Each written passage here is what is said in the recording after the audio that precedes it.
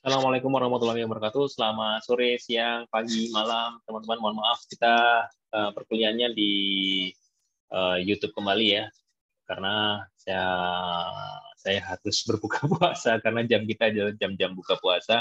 Dan teman-teman buat yang Muslim juga harus berbuka puasa. Sayang banget kalau misalnya waktunya harus sita ya. Saya tanda kutip sita untuk mata kuliah kita, tapi ada metode lain yaitu menggunakan metode seperti ini ya, menggunakan online seperti ini. Nah, dengan tidak mengurangi metode pembelajaran kita. Oke, hari ini saya akan banyak bercerita, gitu ya, akan banyak bercerita tentang uh, siapa aja sih yang berhubungan dengan hubungan industrial, gitu ya, di mata kuliah kita. Nah, di komunikasi kita ini sebetulnya banyak hal yang harus kita eh, apa harus kita jalankan, harus kita lewati, harus kita nikmati, gitu ya. Ilmu komunikasi itu bisa untuk siapa aja. Kadang-kadang orang gila aja berkomunikasinya dengan diri sendiri aja udah bisa menyenangkan, gitu ya. Menyenangkan bagi yang nonton kadang-kadang, atau menyenangkan bagi orang yang atau si orang gila tersebut, gitu. Nah, maka kita harus bisa menyesuaikan diri. Ibaratnya anak komunikasi itu harus menjadi bunglon di komunikasi siapapun, gitu ya, tanpa melihat gender, tanpa melihat genre, ya, tanpa melihat siapa lawan kita, tanpa melihat apapun itu. Kita harus tetap bisa menyesuaikan. Tidak bisa kita pukul rata. Ngobrol dengan si A dibandingkan dengan ngobrol si B, pukul rata, nggak bisa. Aku pakai guyon deh, aku pakai bercanda, nggak bisa. Jangan-jangan si B ini lebih tua, jangan-jangan si B ini adalah pejabat, ya. Nah, otomatis berkomunikasi di hubungan industrial ini, ketika kalian nyemplung di industri, maka akan mempunyai dampak yang luar biasa. Salah satunya adalah kalian harus menjadi bunglon untuk semuanya, ya. Ada pengusaha antar pengusaha, ya. Kemudian antara pekerja, ada pemerintah, kemudian ada juga masyarakat. Bagaimana sih pola yang harus kita bangun untuk bisa menciptakan komunikasi dengan siapapun bisa nikmat? Itu yang harus kita camkan, harus kita buat. Memang tidak bisa harus kita kuliah 1 semester, 2 semester, atau bahkan kalian sampai lulus 4 tahun pun dengan metode yang ketika kalian tidak mencoba, maka apa yang kalian nikmati selama perkuliahan itu tidak ada apa-apanya. Berarti intinya apa ilmu komunikasi itu? Ilmu komunikasi itu intinya adalah kita harus men-trial, mencoba, ya. Mencoba untuk berkomunikasi dengan siapapun, dengan bahasa apapun, dengan metode apapun, dengan gaya apapun. Maka biasanya saya selalu ketemu dengan mahasiswa baru, saya selalu mengajarkan atau mengajak mereka untuk ya kita main-main yuk, gitu. Jangan kalian cuma ada di kos-kosan doang, kemudian kalian datang ke kampus, begitu pulang, kampus, pulang, kampung, itu aja nggak akan mungkin, gitu ya. Maka kalian juga akan kalah dengan orang-orang yang tidak belajar, notabene tidak belajar ilmu komunikasi, tapi dia sering berinteraksi dengan orang-orang baru. Nah, pelajarannya sebenarnya ada di situ, teman.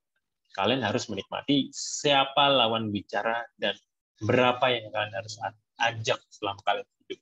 Ya.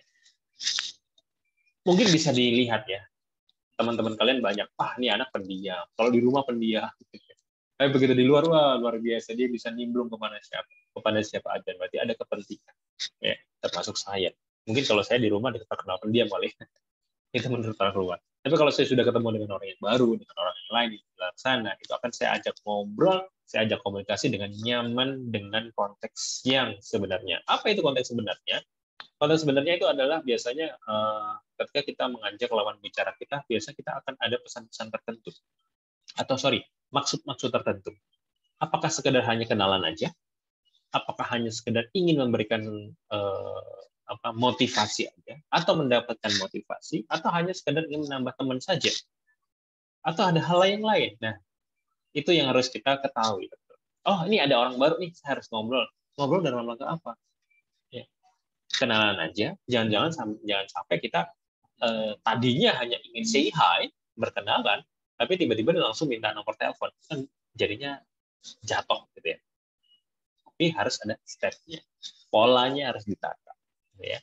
Jangan sampai ada noise. Jangan sampai ada perlakuan kita yang entah itu secara komunikasi verbal maupun non verbal itu akan mengganggu orang lain. Itu akan berbahaya. Kepentingannya ini yang paling penting ya, akan kita jaga ya.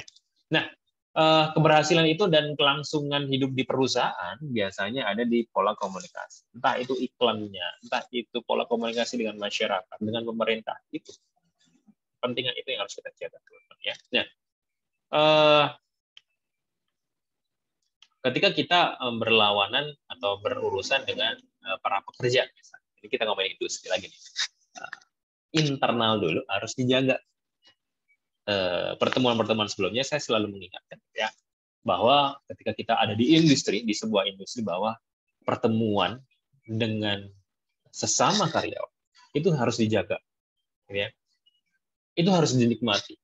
Entah dia merasa menyakitkan atau merasa kita menyakiti kadang-kala, gitu. Itu yang harus dijaga. Oleh siapa? Oleh leader kita.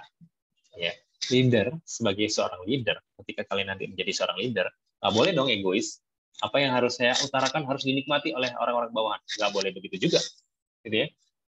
Ketika kita menjadi seorang leader, entah itu pimpinan, kepala divisi, kepala cabang, dan lain sebagainya, kita juga harus bisa menikmati apa yang dinikmati oleh orang yang ada di bawahnya atau orang yang akan kita pimpin.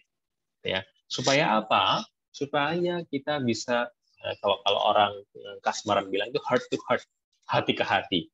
Kalau udah ngomong hati ke hati, maka akan comfort, balance, ya, maka akan seimbang. Supaya apa? Kepentingan industrinya tercapai, ya, kepentingan industri tercapai. Sehingga proses-proses yang terjadi ketika kita berkomunikasi dengan, kalau kemarin kita sudah berbicara tentang tugasnya kemarin terkait tentang struktur organisasi, ya.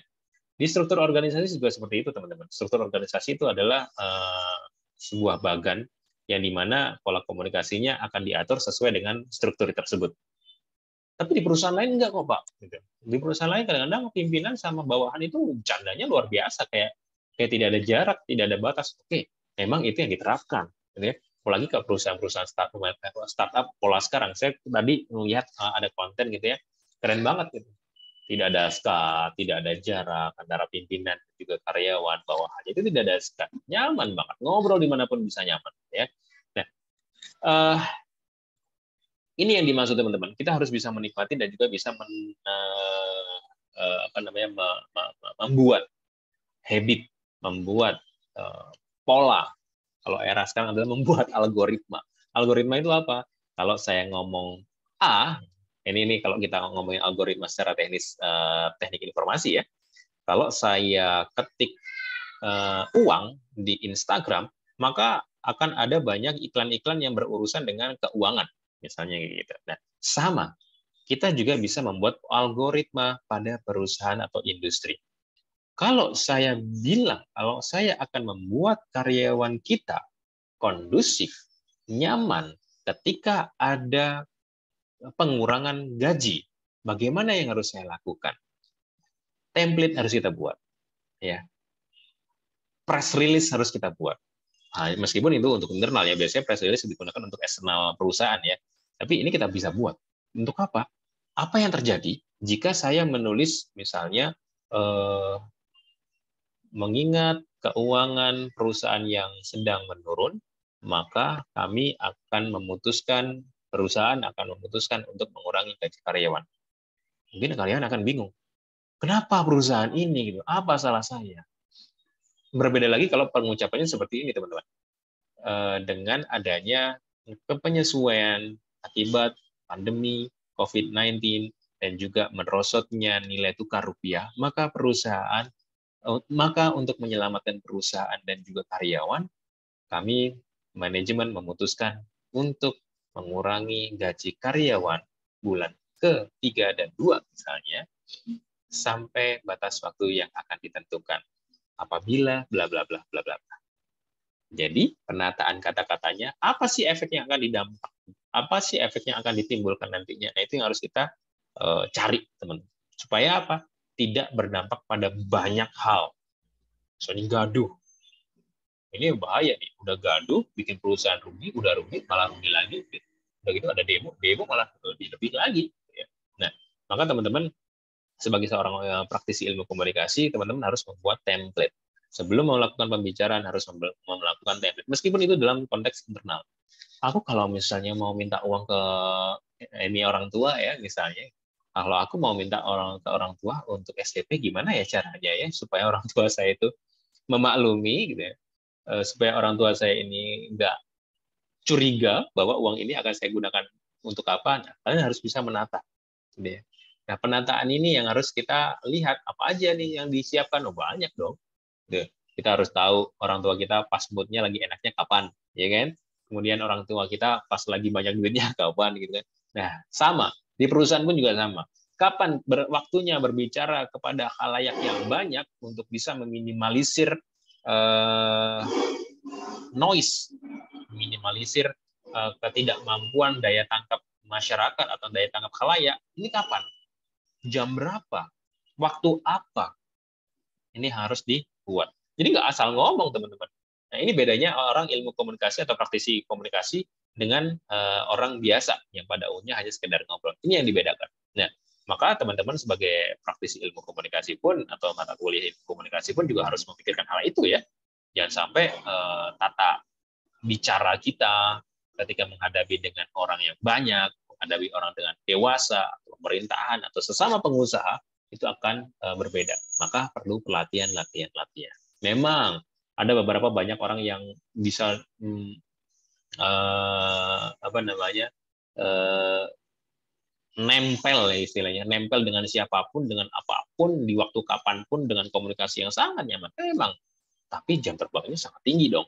Nggak mungkin dia setahun 2 tahun, pasti jam terbangnya tinggi. Maka dari itu teman-teman sering-seringlah bermain, sering-seringlah ngobrol. Tapi ingat tujuannya, mau kenalan aja, atau mau sekedar say hi, atau hanya tanya alamat aja. Ibu dari mana, Bu? Mau kemana? Kok pakai baju kayak ini? Ibu dari mana? Nah, itu latihannya teman-teman. Ya, untuk bisa diaplikasikan ke yang lebih besar lagi dengan massal industrial nanti. Nah, itu tips dari saya. Oke. Terima kasih yang sudah mengirimkan tugas untuk hubungan industrial di struktur organisasi yang saya sudah dapatkan. Saya apresiasi, sangat bagus banget ya. Saya bilang banget, kenapa? Karena mayoritas. Dan ada beberapa mahasiswa yang memang harus banyak belajar ya. Banyak belajar artinya paham, jangan cuma googling. Setelah di googling tapi diamati, dianalisis gitu ya. Jangan teman-teman kalau misalnya mengerjakan sesuatu cuma googling doang, habis itu ya udah di copy paste tanpa harus menikmati. Ini yang bahaya. Gitu ya. Saya mempersilahkan kalian mau copy paste di mana aja, tapi yang paling penting adalah ketika kalian nanti menelaah apa yang sudah kalian tulis, itu yang harus dipertanggungjawabkan. Ya, jangan lupa teman-teman harus absen di kolom komentar yang ada di bawah ini, dan kalian juga harus bisa nonton mulai awal sampai akhir, jangan sampai di skip. Saya tunggu sampai besok untuk menontonnya, jangan sampai dilewatkan. Sampaikan ke teman-teman yang lain yang juga tidak bisa sempat untuk kuliah kita. Oke, terima kasih. Saya tunggu absensinya. Saya akhiri. Assalamualaikum warahmatullahi wabarakatuh. Selamat malam, pagi, siang, dan sore.